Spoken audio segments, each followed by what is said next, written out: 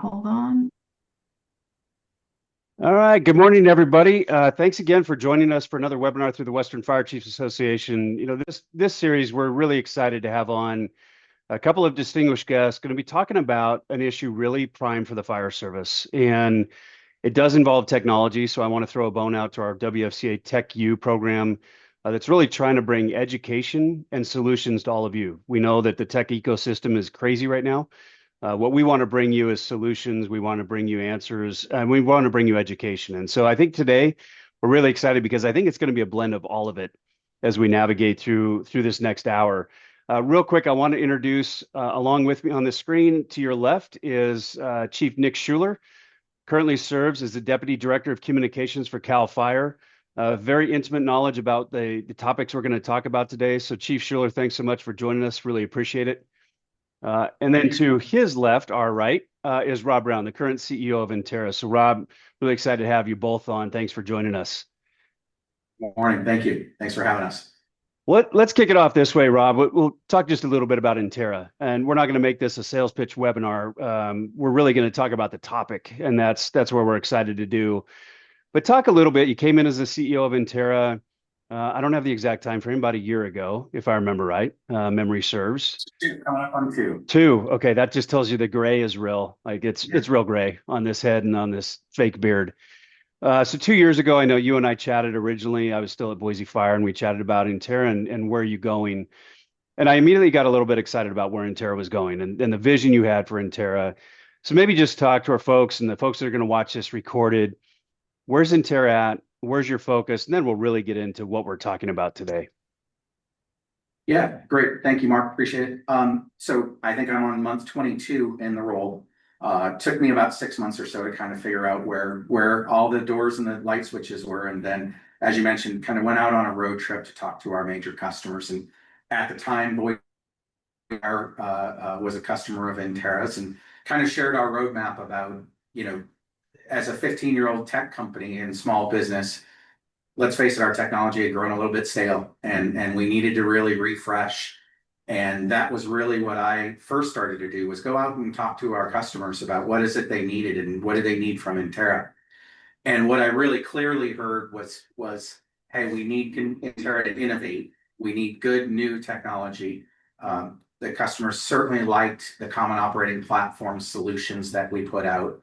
And there was also this significant need for, hey, how do I better communicate out to my community?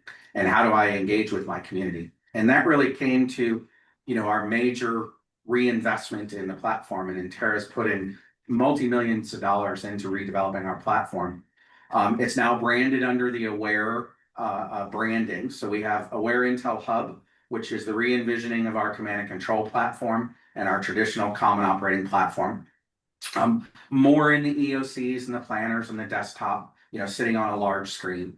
And then we also have two new mobile applications, one that we're going to talk a lot about today with our Aware Community application, which in California is branded as Aware CA, but is intended to expand out nationally, branded by each state.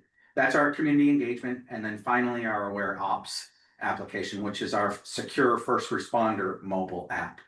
So innovation-wise, we're really moving towards a mobile-first environment. Everything has to work on a mobile phone first and a desktop second, rather than the way it used to be. And then I would say really just bringing all of the new technologies, capabilities into the platform. I think finally, Intera was always known for our people, and that remains the same. We have a very, very strong professional services and consulting services group. And they continue to serve our customers each day. Appreciate everybody. Appreciate allowing us to be here today and talk about Aware CA and where we're going. Awesome. Yeah, thanks, Rob. And just for our watchers and our future watchers, Rob and Chief Schuler, Nick, as we agreed to call Chief, are in the same room and they're using an owl. So we just saw you switch sides. So don't think that they're doing the Chinese fire drill or anything else crazy, getting out of a car and switching places. That's the technology at work. And Rob, I just appreciate, how you kind of frame that up, because you and I did have that conversation. I think for our watchers and listeners, it's really important to understand when you have any tech company, Intera is not alone in this, that is in the space for 15 years, it is a real challenge to innovate. And sometimes it does take new leadership coming in to say, how do we reimagine what we're doing keeping what we've always done in the core of what we've done and then adding to that. And I think, Rob, that's exactly what you've done. We'll kind of hit on that today as we go through. So let's kick this off. You mentioned the Aware platform and this idea of reclaiming your voice. And certainly as a fire chief for 15 years, I knew there were times where the message was going out to our community, whether it was through other city channels or quite honestly the media, that wasn't representing what I wanted said, or our team wanted said, especially on large scale incidents that are very public facing, whether that's, the hangar collapse we had at the airport that was a pretty major disaster that shut down our airport. That's a big deal. And we want to make sure our voice is heard in that. Wildfire is no different. We just had one last week that scorched the foothills. And I think it's really important to talk about what is the community hearing and is it right? So Chief, I'm gonna hit to you first. You oversee communications for Cal Fire.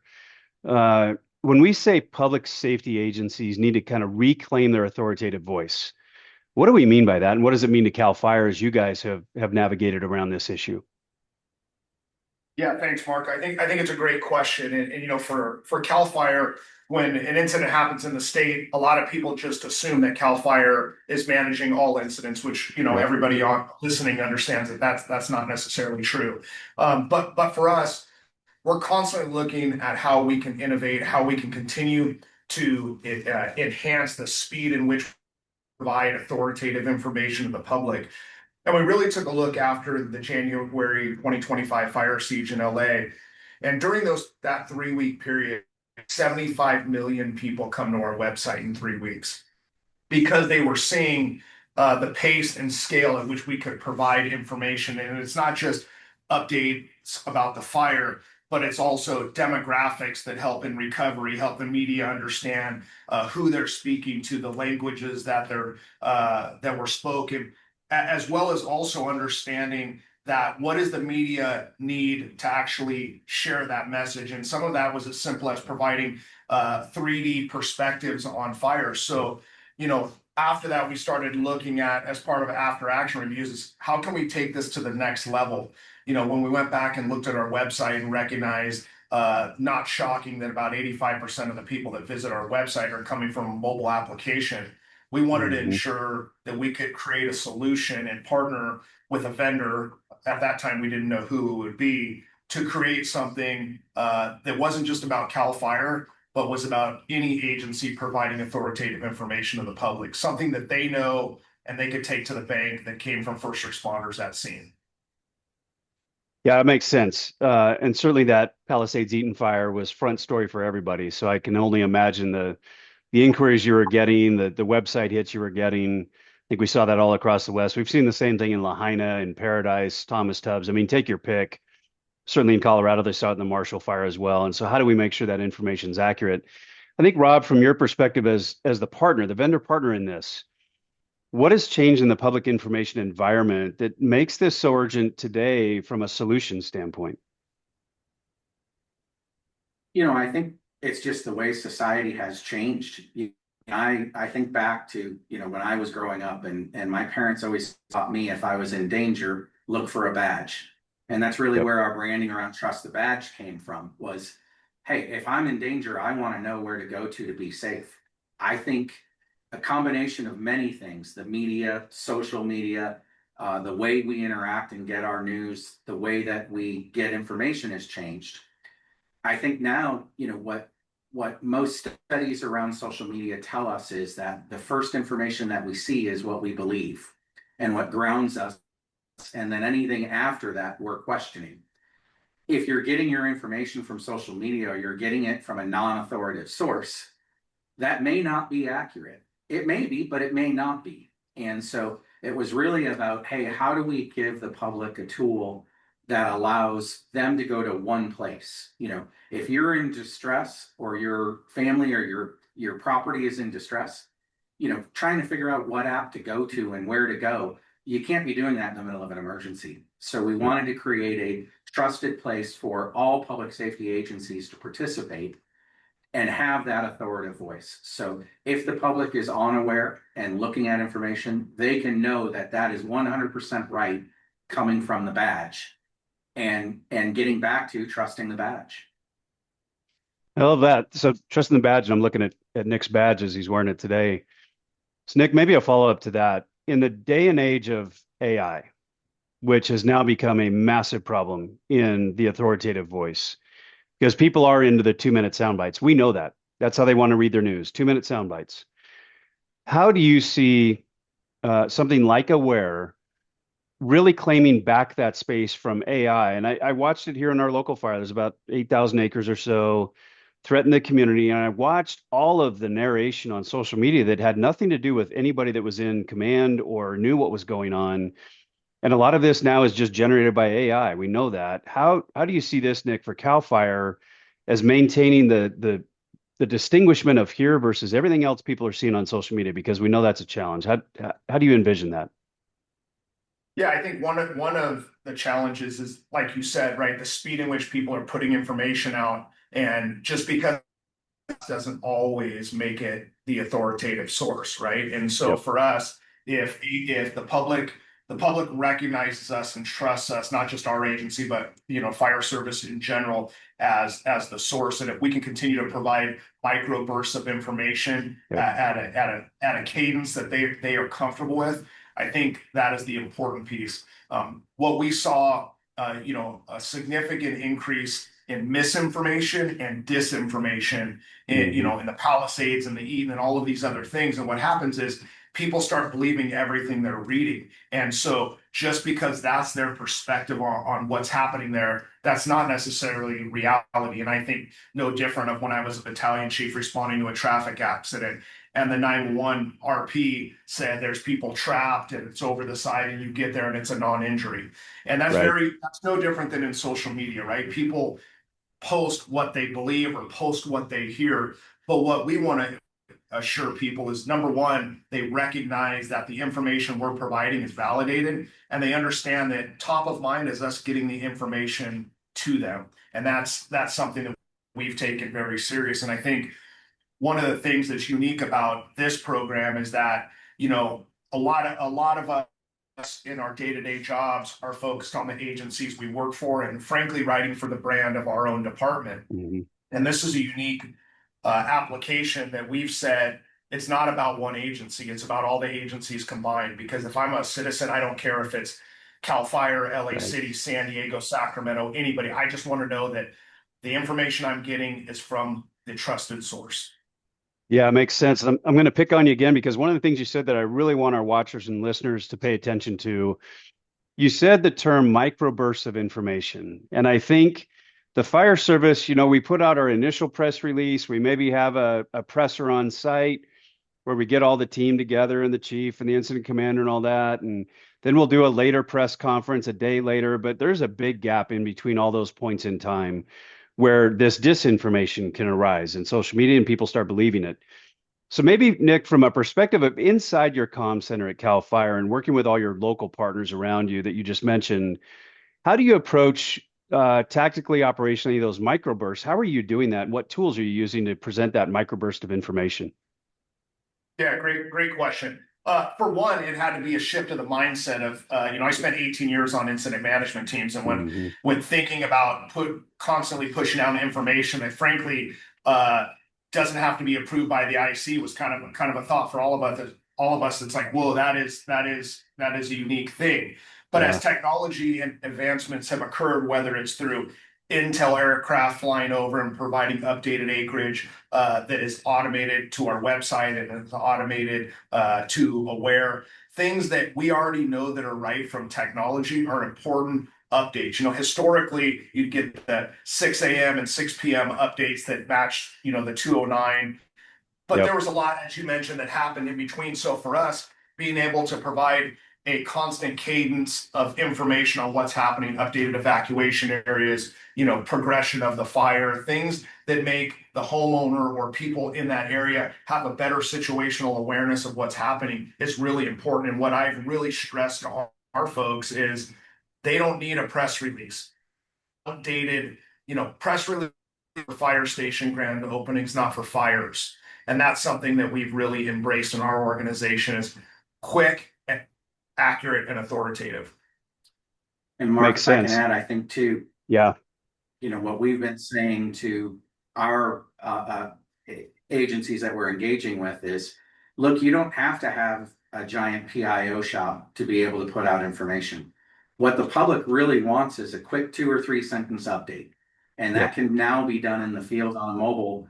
Take a quick picture, take a quick video if you want, or even just a couple, 2 or 3 sentences. Here's what's going on. And I think that the fire service is in the midst of shifting, whereas as Mhm. Chief mentioned, it used to be a press release or a 12-hour update, as part of ICS. That can no longer be. It has to be quick information getting out, Yep. and the agencies need a way to get that information out. So the technology is now here to support that as well. And I think that's really important, Rob. And this is where I was going with the question to Nick is, the old way of doing business was you have something major happen, all the crews start responding, the media starts calling. So you get together with your comms team, they put together a press release real quick, they send it to the chief, I approve it, goes to the city comms team for their approval and logos and all that stuff. And then, so now we got information out, and then there's this big gap where everybody is commenting on what they think is going on. So now you're just chasing your tail, backfilling rumors. Then you put together the in-person presser, you bring the mayor in, you bring the chief in, you do this big formal update on the press conference. There's so much missing pieces that I think the question was always before you brought the platform, Rob, was how do we fill that gap technologically wise that can expedite information and tidbits of information out to the community where our PIOs aren't building the narrative, they're grabbing the intel, and the intel is almost feeding the narrative, and we quickly push it out. And then also the secondary piece of this that we'll get into, Chief, on how do you culturalize that with the community, because that's another big piece. The community is going to go to you if they know they can trust you, not just to respond and put things out, put fires out, fix the plane crash, but the information coming out is trusted. And I think in today's politically charged world, that's getting harder and harder to do. Do they trust government is the question. We'll get to that in a little bit, but maybe Nick, going back to you, you hit on it earlier, and Cal Fire certainly has the depth to be able to do some of these really cool things. Talk about again after Palisades Eaton, what drove you to say we need an app? We need something that we can use, field ready, mobile ready, that our incident command posts can easily engage with, that gets information out to the community. How did that narration go as you guys all got together?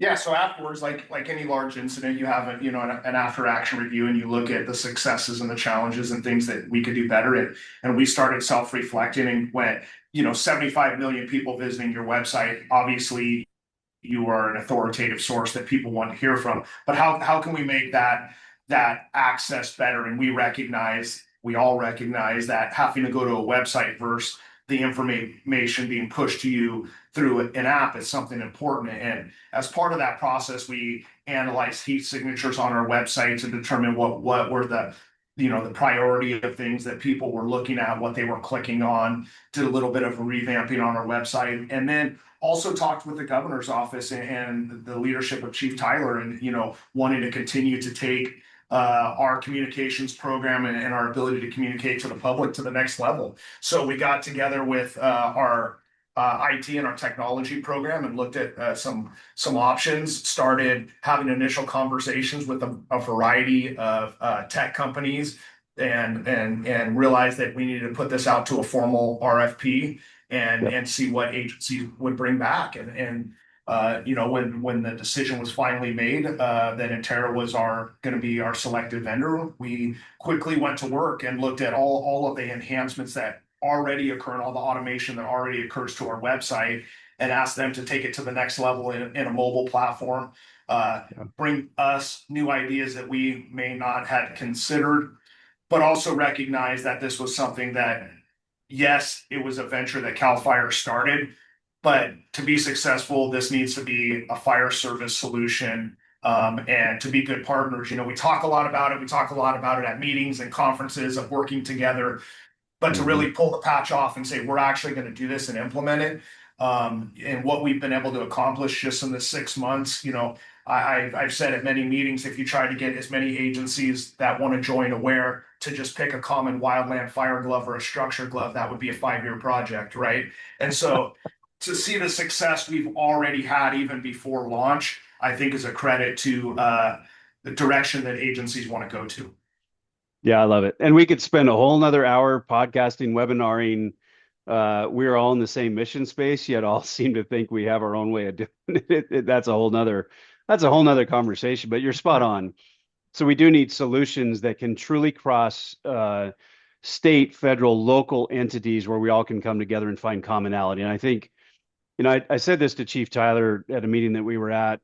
We were talking about the synergy of collaboration in today's fire service, and I really do feel like that is a shift in the wind compared to what it was for the 31 years of my career, where it was built on isolation and all that. So a little bit of sidetrack there, but I appreciate the comment. Nick, as Cal Fire was looking to build those RFP requirements, what were the non-negotiables for you, regardless of which company got selected? What were some of those? Just these are non-negotiables, non-starters. We have to maintain ownership, et cetera. Maybe talk about that. Yeah, number one, it had to be something that was free to the public, right? For us, it couldn't be something that would had paywalls and things, especially as a government entity. We got Yep. to provide the information free, right? And the other thing is it couldn't blend non-authoritative and authoritative information, right? So we had to know that the information that was going to be pushed to the public was coming only from an authoritative source. And then all the other requirements, ADA Yep. compliance, Yep. security compliance, and a variety of those. But, our number one thing was ensuring that if we told the governor's office, our elected official body, the public, this is where the information is, we know where that information was coming, we know who was putting it out, and we know why they were putting it out. And those were, of many of the requirements, those were just a few. Yeah. And Mark, Rob, if let I me, may, I yeah. think if I can add on to that, we added some additional requirements to that, and certainly Cal Fire presented them to us. We built the solution. It's normally when a small technology company builds new technology, you have a ramping period where you can grow out your infrastructure, you can grow out your technology over time. We recognize that that was not the case with this. So we built the platform. I think our contractual requirement was 4 million simultaneous users. We built it to support 10 million, just Yeah. knowing the amount of scale. I think the other thing that was really important from Intera's view and Cal Fire's view was that each agency owned their space in Awares, and that each agency manages their data in the way that they want. Chief mentioned, there's no fees, there's no advertising, we're not selling the data. It's not Intera's data, it's the agency's data, and each agency owns their piece, and each agency manages and controls their piece. And, very similar to the ICS process, we built Intera to support the same communications that are outlined within ICS. We built the plumbing, the agencies are responsible for what information goes in and how it goes out to the public. Yeah, I love it. And then, Rob, I'm going to follow up with you on something that Nick said as they were going through this process and picked Intera, which was a great pick, right? Intera is a partner of the fire service. They're certainly a partner of the Western Fire Chiefs Association.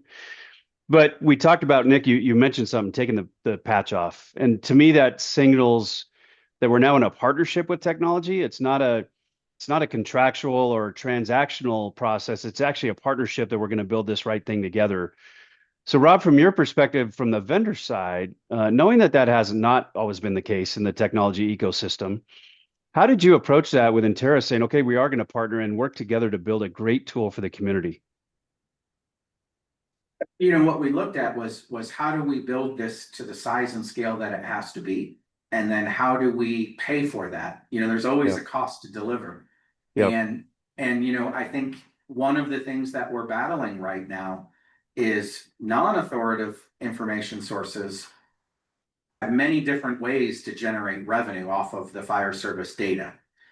We do not. We only have one way. If the agencies own their data, then the only way we can support that is by charging a license to the agencies. So we also had to step back and go, hey, this multi-million-dollar project has to be scaled out across the entire state. No one agency is going to fund it. Even a large agency like Cal Fire can't fund, for everyone. So what we decided from a technology perspective was that we were going to charge the minimal amount that we could per agency to support all agencies getting on board. So this should be in no way a budget buster in any way for an agency, regardless of their size.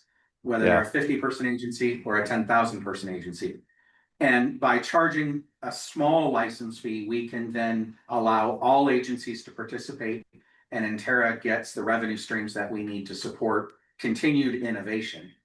I think back to the original question you asked, Mark, me of innovation. Innovation also takes money. And so, Yeah. in order to keep building out all of the new things that everyone wants, the revenue stream has to support that. And so our way of doing that again was allowing every agency to participate regardless of their size and making sure that there was a place.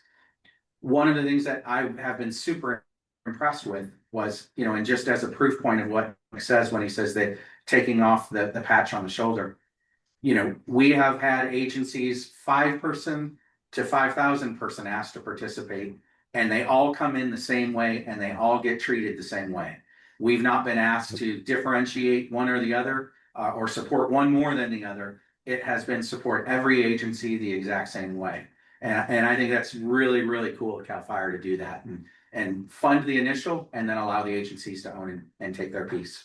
Yeah, and I love that. And kudos to both of you because you help frame up what the Western has been fighting for a while. And that is ensuring that we not only have the haves, but the have-nots. And certainly as we're doing our Wildfire Tech Summit work, I had a congressional member, I'll keep his name out of it, but the folks that are tracking will probably know. He's been engaged in this, and he said, what is the ultimate vision? And for me, one of the ultimate visions, and I know it is for Chief Fennessy and others, how do we collaborate federal, state, and local data and information better together in the future? Right now, it's been siloed for so many years. And yet, again, we're all doing the same mission. We're all going out and fighting that wildfire in whatever tactics and strategies we choose to use. But how do we bring everybody together? And I think what you all just explained and the process you went through is proof to our watchers and listeners that you can all come together. This doesn't have to be the state agency versus the locals. It can be done in a collaborative approach where everybody is working into the same platform and off the same platform. So kudos to you for pushing that. You're proving it works, which, for the naysayers that want to go back to the old school way of doing business, I think we're proving that we can do it differently and do it better. Kudos again to you guys for setting that stage. Rob, let's talk about Aware a little bit more detail. We've kind of touched on it, but I really wanted to focus the first part of this on what was the problem we were trying to solve. I think too often we find technology looking for a problem as opposed to a problem looking for a solution. So clearly, Chief, thanks, Nick. You helped us identify what the problem was. So now let's talk about Aware and introduce Aware a little bit, Rob. So tell me about Aware. You've talked a little bit about Trust the Badge, but let's go a little deeper into what Aware offers local communities and state agencies individually and in collaboration with one another. Yeah, absolutely. Thank you. So Aware is an iOS or Android downloadable app that will be available soon in the next couple of weeks in the App Store, where community members can download on their phone type the application. In California, it's branded as Aware CA. The Aware platform allows any public safety agency to participate throughout the state of California, and also other organizations that are connected to the public safety mission. So, for example, utilities and other providers that would support public safety. Each agency can join Aware. Their badge in their name or their logo in their name served in the space, and they own their space for publishing out information. And an agency can allow us to, for example, connect into their CAD or their 911 system and show calls for service all the way through to the weekend parade. And then, of course, any major event, major disaster going on that they wish to communicate into the public. So it's about giving the community the direct pipeline to information from the first responders. Hey, I just saw this ambulance streaming down my street. What's going on? I can look in Aware. I can see that there's a medical call for service. We're obviously not giving out medical information or the exact address or any of those things. The system automatically masks all of that. But the community member can see that there's a medical event nearby that's being responded to, and it's not a big deal. They move on with their day. When there's the weekend parade, we can see, Main Street is closed from noon to 4 p.m. And here's the workarounds and here's the areas to go to. And again, a way to funnel out that information. Then when there's a major disaster going on, the information flow out from that. Here's the evacs, here's the routes to go, here's the pet shelter, here's the personnel shelter, all of the information that public safety to get out. And giving that again in a single platform. So regardless of where you're at in the state, download the app, you have the information if your agency is participating. As of today, we have about 55% population of California. The agencies that serve that population are now on board with Aware, and or will be soon after launch as we onboard all of those agencies. We hope to be, much higher than that, and are engaged with conversations with the other 45% of the population we haven't covered yet, to make sure that we do get that covered. So ultimately, though, it's about giving that community member that trusted place to go. I can log into one app. I can find the information that I need to contact my family and myself, and I have one authoritative voice. I don't need to wonder where this came from, and the reality is what's going on right now in social media platforms and other non-authoritative platforms is someone else is putting out that message that's not coming directly from the first. This solves that, and I know exactly where to go to get the information I need. So let me follow up on that, Rob, a little bit with, I mentioned earlier about just the ecosystem of technology. It's a little bit wild and crazy. Dr. Lori Moore Merrill, our former U.S. fire administrator who we do some work with, she had a stat a few months back that kind of alarmed me. I think I felt it organically, but wasn't sure from the data perspective. Since 2022, 600 new tech companies have entered into the wildfire tech space. That's a lot. So as we think about that, what makes Aware different than any other alerting platform, et cetera? We know there's others doing great work on other areas, evacuations, et cetera. But what makes Aware different than maybe some of those other 600 tech companies that we heard about coming into the marketplace? Yeah, and obviously there's some great new tech startups out there that are doing great work, and I think what really differentiates Aware from the other non-authoritative sources is that we are directly connecting into the fire service systems, the daily calls for service, the event planners. We're working with the utility companies about planned power outages. We're working with Cal Fire and all of the data that they have. We're working with our partners at Cal OES and Caltrans and Alert California, and bringing all of this authoritative information into one common place. And I think that's really the differentiator. Is it's not just one set of information. We have hundreds of data sets that are coming into the platform and delivering out to the public.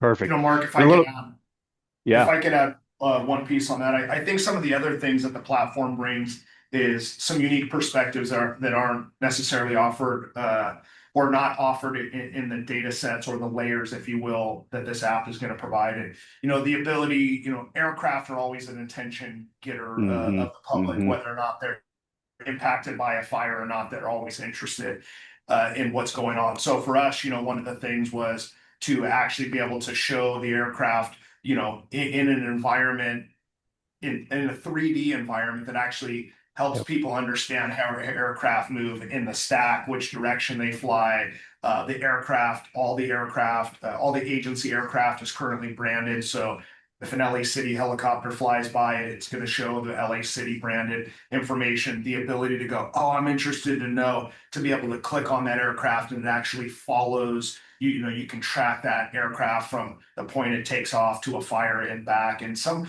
of the ability to give people just a unique perspective on the complexities of managing large scale disasters in California. I think it gives them a different look. And, for us, the ability to get, as I've said, all of these agencies into a single platform where people don't have to determine, if I'm driving down the freeway, I don't know what jurisdictional boundaries. I just want to go to a single place where I know that somebody at scene there is updating this information, and I can take it to the bank that it's correct. Yeah, I love that, Nick. And I think progressive chiefs understand the public doesn't necessarily care which patch is showing up when a thing happens. What they want to know is it's being solved. And I think that again is that transition of today's leadership versus probably yesterday's, where it was all about my badge, my jurisdiction, my authority. I think chiefs today understand our job collectively, which is why I love this platform being engaged across the state of California, is to share this, but also respond collaboratively as well, because people just want their thing solved, flat out. Red, green, purple fire trucks, they'll argue that later. They really don't care in the moment. So I love what you just said there. And I think, the chiefs that are listening to this understand that. And this is a great tool, again, to bring collaboration together at a city level, a county level, a state level. So I really, again, appreciate that. Nick, from a CAL FIRE perspective, um, where do you see this going? You've talked a little bit about what it's going to be initially, right? It's some response information, it's helicopter aviation information. How do you see this as a tool to go beyond just the fire, but more natural disasters that CAL FIRE is going to be responsible to respond to, and local agencies? How do you see it as an all hazards platform beyond just wildfire that we've kind of spent some time talking about? Yeah, for us, our agency responds to more than 600,000 calls a year, and a very small portion of those are wildland fires, roughly 10,000 a year. Yeah. So, for us, the first step was getting all of our wildland fires in there, which typically grab the most, and then, continue to build on, leverage the information, leverage that flow to eventually be able to continue to show other all hazard events, right? I mean, in California, whether it's an incident at the Oroville Dam or flooding in the Central Valley, people are still going to want that same information. So for us, the first step was making sure that our information got in there for wildland fires, but getting this published in August and out to the public is step one, right? There we have an infinite opportunity to continue to enhance this. Also get feedback from the public, right? Like Yeah. we want to hear from them on what they believe is working well, and probably more important is what's not working well and how we can continue to enhance that. And when you talk about partnerships, you referenced that before, and that's what we've experienced with Rob and his team is that they too want to see this be successful. So for us, having our partner agencies from the smallest to the largest be able to come back with thoughts, ideas, and feedback, and continue to get that momentum from the working group of chief officers and communicators from across the state. That gives us the ability to continue with other enhancements, ones that we haven't thought of today, but we're excited about in the future. Perfect. Yeah, and Mark, if I can add in from the technology perspective, I mentioned all of the agencies that are coming on board with Aware at launch besides CAL FIRE. In most of those cases, those local agencies are bringing their CAD connection, and we're showing those calls for service. If you also draw back for a moment, what we can do with the fire service, the other truly game-changing thing that's happened, we are finally getting to a statewide single common platform showing response across the state by having all of those CADs connected into a common platform. What we can do with that data for the first response side is to enhance mutual aid, to enhance the response by being able to take the data across all the state. And in my view, in the fire service, the CAD is that center of truth of where are all my people and where are all my assets. The CAD gives us that connection, and having that all coming into the platform, I think we're only going to see those uses grow out as well from there. Yeah, good. And Rob, a follow up to that. When we talk about new technology for any of us in any organization, the RFP process is one thing. The purchase is actually the easiest part of the process, but the implementation is the hardest. And it's oftentimes where the fire service fails. We do not implement appropriately. And Nick, you mentioned it. By implementation, I'm not just talking about the first training exercise we do with our crews to say, here it is, community, here it is, and then we move on. I'm talking about ongoing training, follow up after actions on the technology, et cetera, et cetera. So from an Interis perspective with CAL FIRE and the local agencies in California, how is Intera helping to ensure the right implementation and the ongoing training and follow up needed to ensure the product is successful for CAL FIRE and for the communities? Yeah, so maybe I'll take first swing, and then so I think the first is Intera and CAL FIRE mutually agreed we were going to create a working group that involved multiple agencies throughout the state. So I think tomorrow we have about 50 plus participants within that working group coming together for an all-day session tomorrow. So we got feedback across all of or a large spectrum of the agencies across the state, from small to large, and brought that in. And what Intera said is, hey, we don't want to be the police of this. The fire service is the ones who decide. So the working group is setting up the processes and procedures and the ways that the agencies are going to use the tool. It's them creating the rule sets that Entera then builds the technology to support, not us trying to dictate how the fire service should do their job. I would expect we'll have the same style working group with law enforcement and emergency management as we move into those areas as well, and they more of them join into the Aware platform. I think also, there's been just such a wild change in the technologies overall. I started my career in public safety about 30 years ago, trying to create that quote single pane of glass that has always been so hard to do. I think the technology in the last 5 years, AI and the tools that are available to us, finally allow that. So Yep. what we're doing today by bringing all of these agencies into a single application running on a phone, we just been do 15, 20 years ago. And now the technology is here to do that and support that. So I think, and that's really, I think, a key message is Entera is here to support the technology. The working group and the agencies are here to set the rules by which how that gets used. Yeah, and I think while governance is important and a variety of other business practices, if you will, is critical. The basis of our success is ICS, right? Mhm. And if you think about it in the simplest terms, two agencies are responding to a single fire. They go into command, and the incident commanders or the battalion chiefs on scene make a decision on who's going to speak for both agencies, right? And really, Yep. before Aware and before technologies, that's the way it occurred, right? So using those same guiding principles, leveraging technology is something that that we're using, and that's the basis of our success. And as we continue to enhance this app, my goal is to continue to find ways to be transparent to the public. And one of those is for CAL FIRE, we've established all the technology, purchased all the hardware that you'll be able to select and listen to that specific command frequency for that fire for the public. Not a scanner frequency that bleeds over between multiple frequencies that confuses people, but a single Yep. command frequency they can listen to fire. And why do we do that?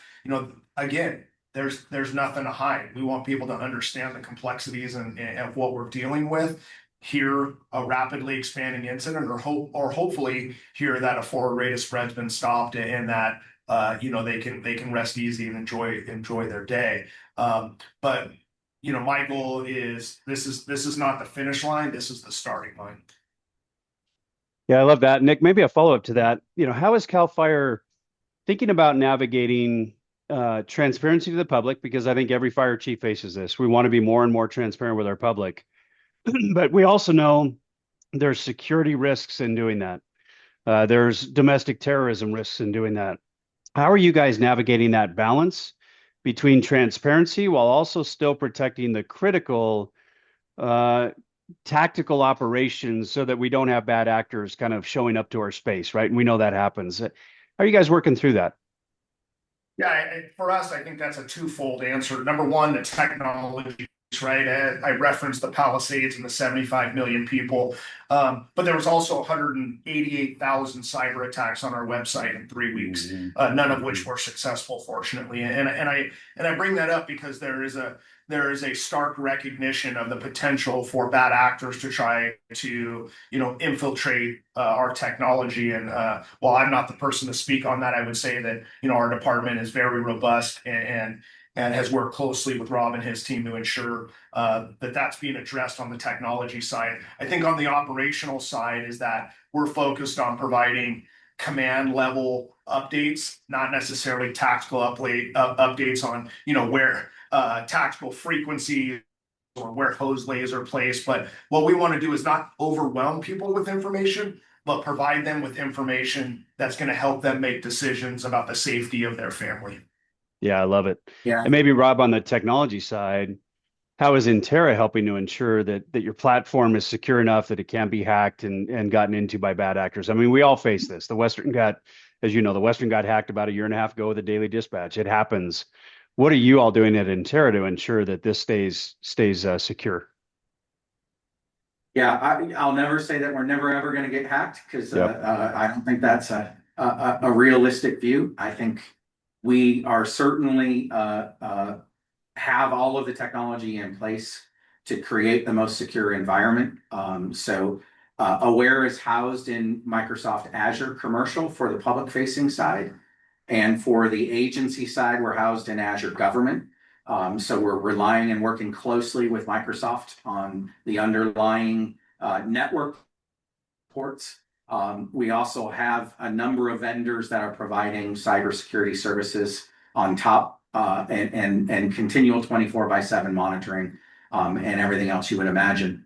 I want to circle back though, Mark, because one of the things that as we talk about, the working group deciding and making a decision, when we first envisioned Aware, we actually envisioned having AVL running in the application and showing fire apparatus on the ground, where it was at, how was it responding.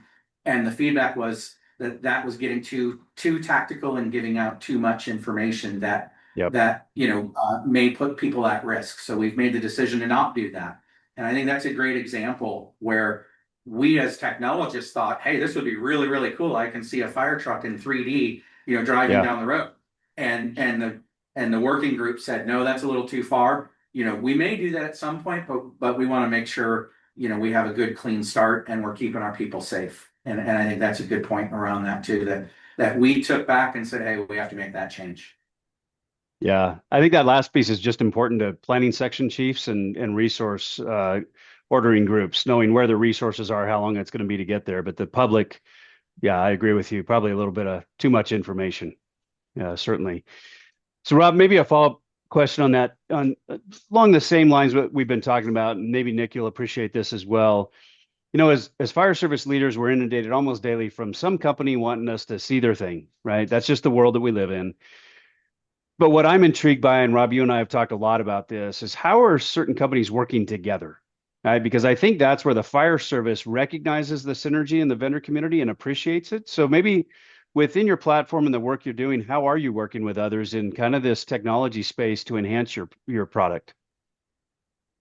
Yeah, for us, it's really, really simple. We want to partner with anybody that is willing to partner and that has information or technology or data or whatever it is that can help us support our partners in the agencies and the public.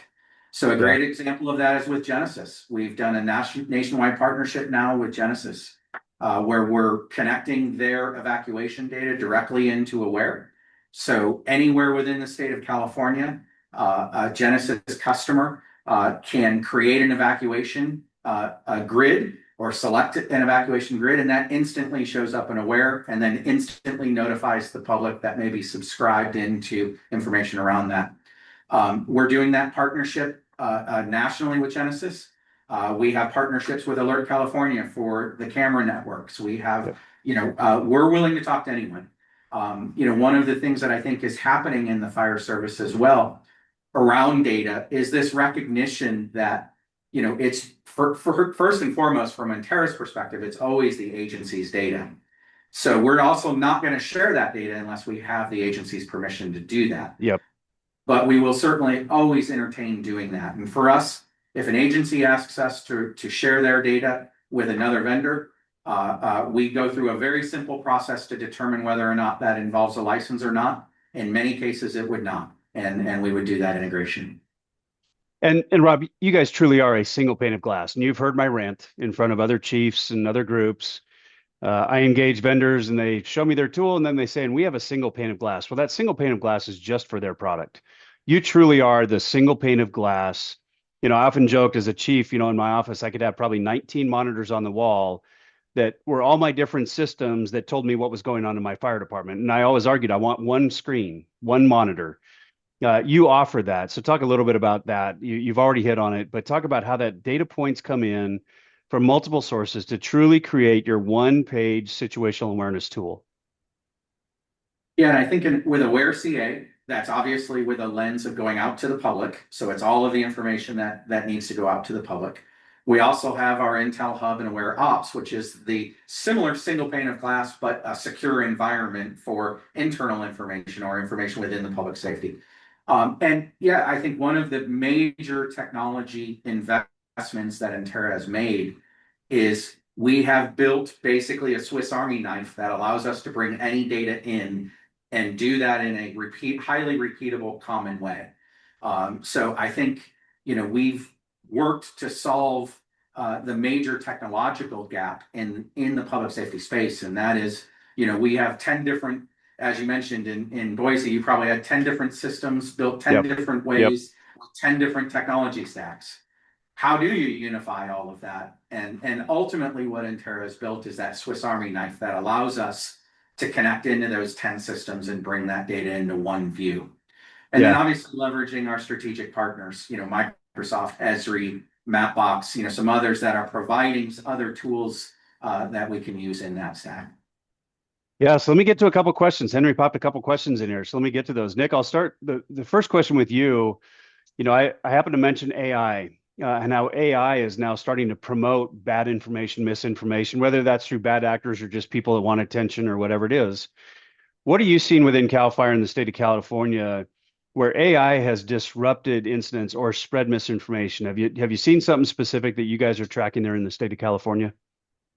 Yeah, and a lot of that, maybe not necessarily AI, but misinformation and the disinformation I referenced before, and whether that's something as simple as people posting, a fire engine's parked on the side of the road and they said it must be out of fuel, and then we're constantly trying to, that starts to get legs that, oh my gosh, the state's out of fuel, and then we're addressing those. And some of those are misinformation, but there's also the disinformation where people are putting out information that's intentionally wrong to cause problems or to cause heartache. And I even reached out to a person on a fire this year, not even from our agency, but where they had posted a picture and the picture was AI and they hadn't recognized it was from a different agency. And the only reason I caught it is that the image showed multiple homes burning, and I knew there was only one structure that had burned on the incident. And they didn't even know because they look so realistic. So for us, we have to continue to provide the pace and scale of information, and then be cognizant, with our team of folks that are monitoring social media, that are monitoring comments, to engage respectfully and flag those things for us so we can get ahead of them. And some of that is simple as rumors start to increase about a certain topic, for us to be proactive to address that as those items come up. But there's the fire itself, and then there's the 85% other work that doesn't have anything to do with the fire, that's just addressing things like you just referenced. Yeah, and I'm really glad Mark, you brought it. Yeah, go ahead, Rob. I was just going to say, if I may, I think there's also, the folks that are out there that are, listening to radios that are out there, or that are, on the sidelines, looking in at an event. That's generally good information, but it's not authoritative or 100% accurate. And I think, as a fire chief, there's always that one person that gets on a walkie-talkie that amps up, the conversation, and that they're going to do that, and then how to calculate, in your response to that. Someone that doesn't know that and isn't aware of that is going to put out information that isn't necessarily, accurate or what the command needs to go out to the public. And I think, one of the questions that I get asked all the time is, how are you going to keep up with that? The answer is we're not. We're not looking to be the fastest. We're not looking to get a scoop on the fire. We're looking to deliver the authoritative information out to the public. I think that's really important, Rob. And you and I have talked about that yes, it could probably be faster, and the misinformation folks are going to do that. But if we educate our community, they know we're the trusted source. When they do see something from us, they'll be able to balance that against any misinformation they may have gotten in the first 2 seconds. Right? We saw that here locally with the disasters we've had. Everybody gets on and starts making assumptions immediately, and quite honestly, our crews haven't even arrived on scene yet. And so I think, over time we'll speed that up, but we do want to get the right information out at the right time to the right people. That's important. And Nick, I'm really glad. Mark, just one more point. The challenge, and I think this is the challenge the fire service faces, is social media studies all show, again, the public believes the first thing they read. Yeah. So we also always need to recognize that, and we have to figure out how to challenge that. Yep. Yep. And Henry, to really answer your question, Nick did answer it. The imagery is what we're seeing right now. We're tracking this in the Daily Dispatch. We publish stories every day across the country, from across the country, I should say. We're not publishing for the agencies. And that imagery is where we're starting to see a lot of AI enhance the actual incident itself. And a lot of that has to do with copyright laws, with AP and others, but it is very dangerous right now. And I'm glad you said that, Nick, because that's the biggest AI thing I'm seeing is that these images are coming out not representative at all about what's going on. And it immediately gets the public all spun up, thinking it's broader than what it is. So I appreciate that. And then, Rob, another question from Henry, and I know you and I talked about it. I had the same question. How is it different than PulsePoint? We know Chief Price built an incredible system with PulsePoint, really driven at community CPR events. That's really what Chief Price built that initially for. It's still a great product for that. And so how is that different? Knowing PulsePoint is a partner of the Western as well, but you are in two different spaces. Maybe talk about that for clarity. Yeah, I think, at a small portion of Aware, it's very similar. We both display calls for service. We both display incidents happening in real time at an agency level.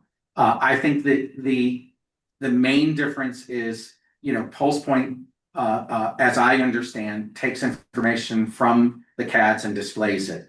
We take information from the CADs, and then we also have the full engagement of the agencies putting out additional information above and beyond. I also just think the focus and the app-based application, this is a brand new app built on the latest technologies, and performant, as Nick mentioned, a 3D, following a 3D tanker as it goes on mission. Those kinds of tools are above and beyond what PulsePoint currently delivers. But I agree, a great life-saving application. Yeah. So Henry, my recommendation is as a recently retired fire chief, don't get rid of PulsePoint. It is a great community CPR notification tool that's pretty unique. It was organically used as a firefighter tool to know when calls are coming in. That's simply because CAD systems were so slow at the time. So we won't get on that tangent. That's a whole nother webinar.